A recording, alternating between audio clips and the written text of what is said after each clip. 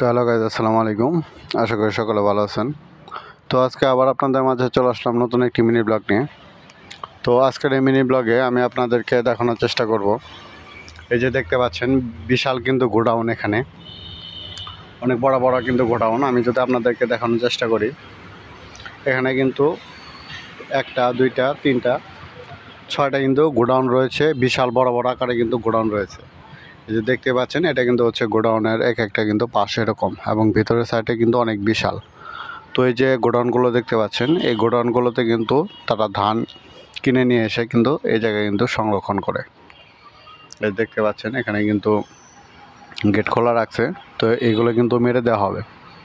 এই যে দেখতে পাচ্ছেন এখানে কিন্তু বিশাল কিন্তু গোডাউন রয়েছে, এবং এগুলো নিয়ন্ত্রণ করার জন্য কিন্তু এখানে কিন্তু সিসি ক্যামেরা ইউজ করা হয়েছে। দেখতে পাচ্ছেন এখানে কিন্তু তারা কিন্তু সিসি ক্যামেরা ইউজ করেছে। এই জায়গা দিয়ে কে চলাচল করছে, কে এই জায়গা দিয়ে ঢুকছে বেরোচ্ছে, এগুলো কিন্তু সব কিছু নিয়ন্ত্রণ করছে এই সিসি ক্যামেরা। কারণ এখানে কিন্তু প্রায় কয়েক কোটির মালামাল কিন্তু এই জায়গায় কিন্তু সংরক্ষণ করা হয়েছে, যারা কিন্তু এই সিসি ক্যামেরাতে কিন্তু তা কিন্তু সংরক্ষণ করছে। এবং এই যে ভিতরে একটি গেট রয়েছে, এই গেটে কিন্তু সার্বক্ষণিক কিন্তু লোক থাকে পাহারা দেওয়ার জন্য।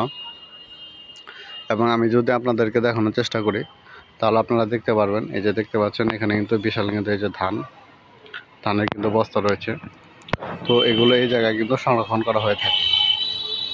তো আপনারা যারা এরকম সংরক্ষণ করতে চান, তাদের জন্য কিন্তু সংরক্ষণ করার জন্য কিন্তু এরকম ব্যবস্থা আপনারা ম্যানেজ করতে পারেন।